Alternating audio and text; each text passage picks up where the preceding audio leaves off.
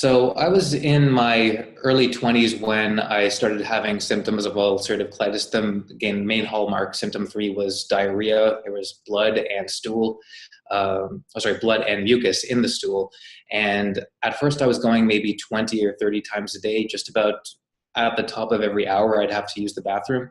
And it came on with, that real urgency that there were often times where I couldn't make it to a bathroom in time. And so I was maybe 22 or so around the time that the symptoms started happening. And kind of hard-headed me, I didn't want to go to a doctor at first. I thought it was just something bad that I ate, some kind of stomach bug. So I took copious amounts of Pepto-Bismol and Imodium to try to get the diarrhea under control, thinking that some over-the-counter medications would help. Obviously, nothing did. And so eventually I went to see my doctor, who recommended me to get a barium enema to see if there was any indication of something other than just an infection. The barium enema itself didn't reveal too much, and I ended up actually quite luckily actually getting spontaneous remission, which was an oddity that does happen from time to time, where the symptoms can actually go away based on other treatments that you put in. So for whatever reason, I was able to get my condition under control for a little while. And when it was under control, that's when I had the barium enema. So it didn't reveal anything at the time. My symptoms came up again, maybe about a year later. And when I couldn't get the disease under control again, I went for a colonoscopy, and that actually did reveal the extent of the disease. And I had something called pancolitis, which is where the entire colon was affected by the disease. So after the diagnosis officially came through, I started on a number of different medications. I first used steroids, prednisone, to get flare-ups under control.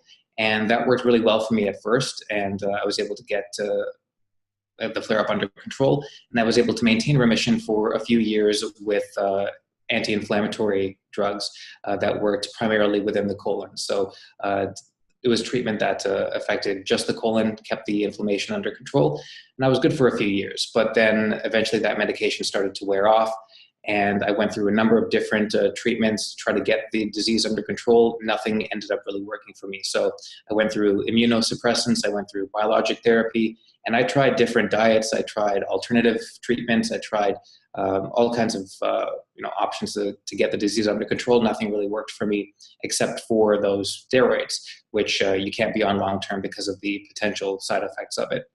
So in 2013, I had my colon removed, and I've been living with a J pouch or pelvic pouch since 2014. So I've had a surgery in two parts. And so now I'm colon free, also medication free, and living quite well. I'm happy to report. I still use the bathroom more than the average person, so I'm looking at maybe 6 or 7 bathroom trips a day as kind of a norm for me. But everything else about life is relatively quote unquote normal. Diet is pretty open. I'm not really restricted by too much, and I'm able to work. I'm able to stay active and do all the kind of normal things that a person would do, aside from the extra bathroom trips. So I think surgery has been very beneficial for me anyway.